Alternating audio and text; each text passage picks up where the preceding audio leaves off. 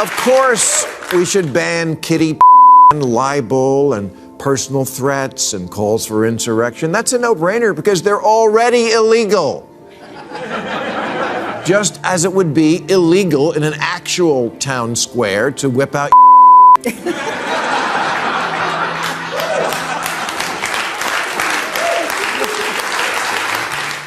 The left loves to present itself as America's moral compass, righteous, informed, and always standing on the right side of history.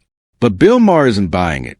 Despite being a lifelong liberal, he's become one of the left's biggest critics, calling out the hypocrisy and denial eating away at his own side. Maher says the once noble liberal movement has traded truth for tribalism and reason for rage.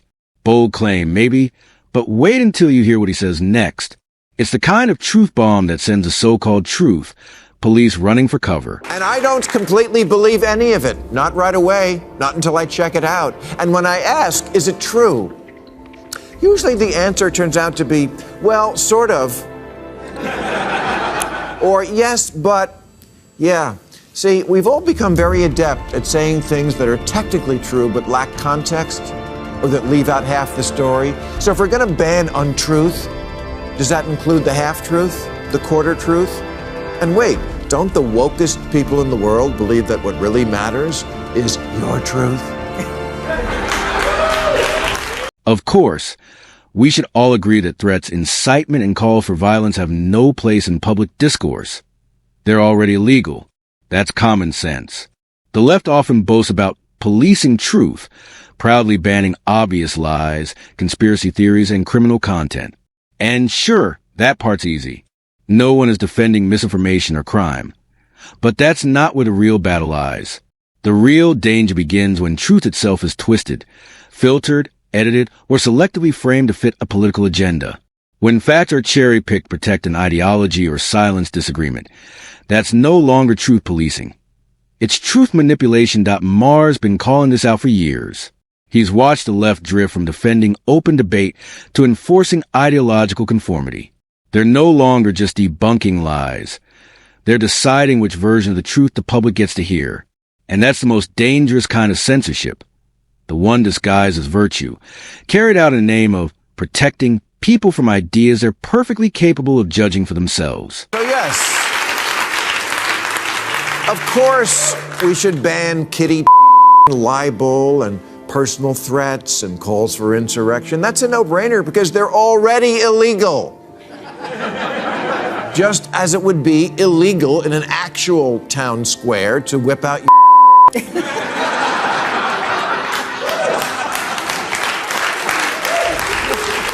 Maher isn't holding back when it comes to the DNC's handling of COVID. In his words, the party that preached trust the science was often selling selective truths instead. He slammed how information was filtered and how anyone who questioned vaccine mandates was instantly branded ignorant, selfish, or even dangerous. During the pandemic, mainstream outlets flooded the public with terrifying headlines claiming the unvaccinated were overwhelming hospitals. But Maher pointed to data that told a very different story. According to him, the numbers were exaggerated to push compliance and shame dissenters. In reality, less than 1% of those who refused a shot ended up hospitalized. That's not just a correction. It's a revelation that flips the whole narrative upside down. For Maher, it's one more example of why blind trust in political messaging leads straight to mass deception. And so should it be in the digital town square. And so should bots and deep fakes be banned and anything else that aren't really the people who say they are.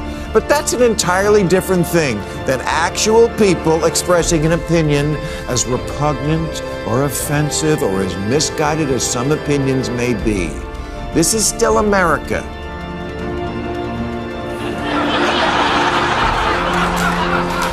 Where people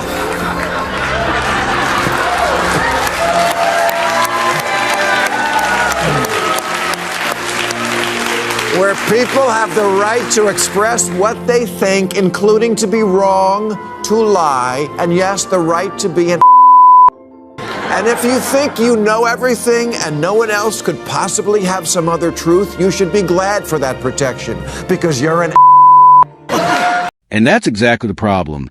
The woke crowd seems permanently offended by everything. Nothing is safe anymore.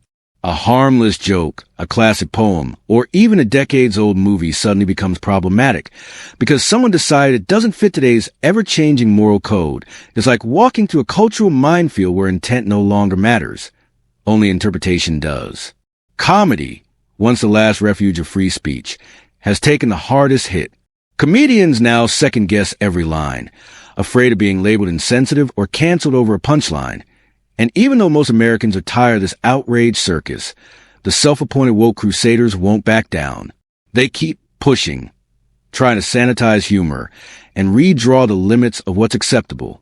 But here's the irony. They've only proven Maher's point.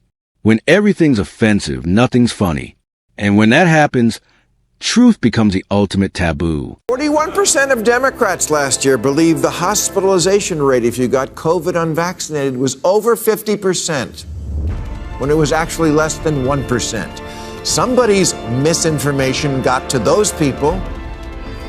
Sometimes misinformation is just history's first draft. I see a lot of things on social media and also on old fucks media. The most frustrating part of cancel culture is that it never ends with an apology. You can delete the post, issue a heartfelt statement, and bend over backward to make things right. But it won't matter. The mob isn't looking for remorse. They're looking for destruction.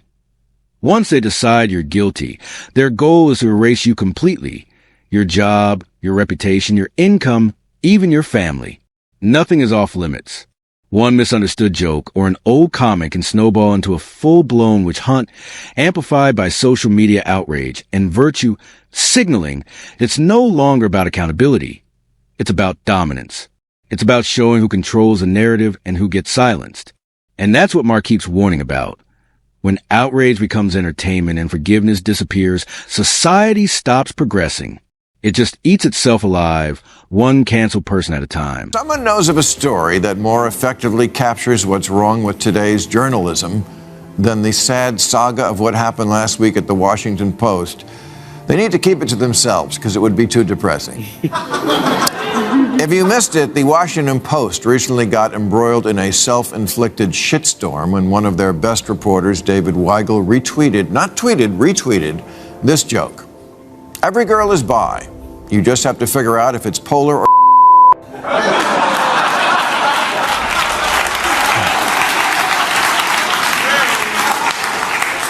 proving it is a joke. Thank you. The comedian who actually wrote the tweet called it a banal throwaway joke, which is exactly what it is. Throwaway, as in if you don't like it, throw it away. For eons, both sexes have made jokes about how the other is crazy, and no one but the perpetually offended thinks it means anything more than that the sexes get frustrated over how differently we each see the world. And yes, we relieve some of that frustration with humor and scene. This is exactly why cancel culture has to stop. It doesn't know when or where to draw the line. What starts as a call for accountability quickly turns into a crusade against anyone who dares to think differently. It's never enough to condemn one person. The mob also targets anyone who defends them, questions the outrage, or even stays silent. Guilt by association becomes a new rule. Before long, the cancel crowd is digging through years of posts to destroy careers, reputations, and livelihoods to a cycle of moral hysteria fueled by fear. People stop speaking their minds, not because they're wrong, but because they're terrified of being next. That's the real danger. It turns society into a self-censoring echo chamber, where intimidation replaces discussion and public shaming becomes a new form of control. Nevertheless, Weigel pulled down his retweet and wrote, "I apologize and did not mean to cause any harm," and that was the end of that. I'm joking, of course. The unlicensed daycare center that is today's newsroom went. You see, the Post has another writer named Felicia Sonmez, and she's a lot. For example, she tweeted about Kobe Bryant's 2003 rape trial hours after his helicopter crashed. And despite the fact that she says Dave Weigel is a good friend, she resurrected the tweet he had taken down with a screenshot and demanded to know what the Post was going to do about this unacceptable evil that must not be allowed to stand. sarcastically writing, fantastic to work at a news outlet where tweets like this are allowed. Yes, can you imagine a world that allows jokes you don't? The woke crowd doesn't seem to understand that people make mistakes, that humans grow, evolve, and learn. To them, one bad opinion or a clumsy joke from years ago is enough to define you forever. There's no room for context, no space for redemption. They ignore the obvious truth that as we age and experience more of life, our perspectives naturally change. What someone said at 20 doesn't represent who they are at 40. But to the outrage brigade, personal growth doesn't count. All that matters is moral purity in the moment. They've forgotten that change is what makes us human. We're supposed to rethink, to improve, to become better versions of ourselves. Yet the woke crowd acts like evolution is a crime and forgiveness a weakness. Maher's right. This obsession with permanent punishment is exhausting and deeply un-American. Of course, the leadership at the Post folded like a Miami condo and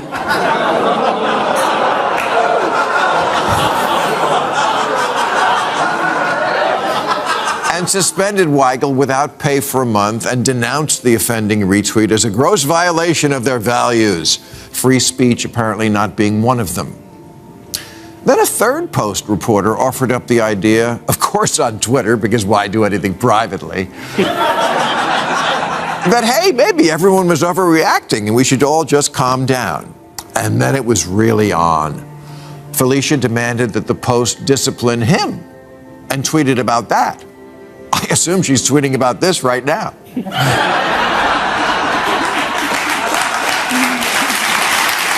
At the end of the day, Maher's message is simple but powerful. Truth shouldn't depend on political affiliation, and free speech isn't negotiable. The left's growing obsession with moral policing, cancel culture, and selective truths is doing far more harm than good. When people are afraid to speak honestly, society loses its ability to think critically. Comedy dies, discussion fades, and all that's left is conformity. Maher might not be everyone's favorite voice, but he's one of the few brave enough to call out his own side. He reminds us that once truth becomes partisan, it stops being truth. Real progress doesn't come from silencing disagreement. It comes from confronting uncomfortable facts and allowing people to grow. That's the America we need back. One that values dialogue over dogma, forgiveness over fury, and truth over tribal loyalty. And that brings us to the end of today's video. If you enjoyed it, hit the like button and subscribe for more insightful political commentary like this. Thanks for watching, and I'll see you in the next one.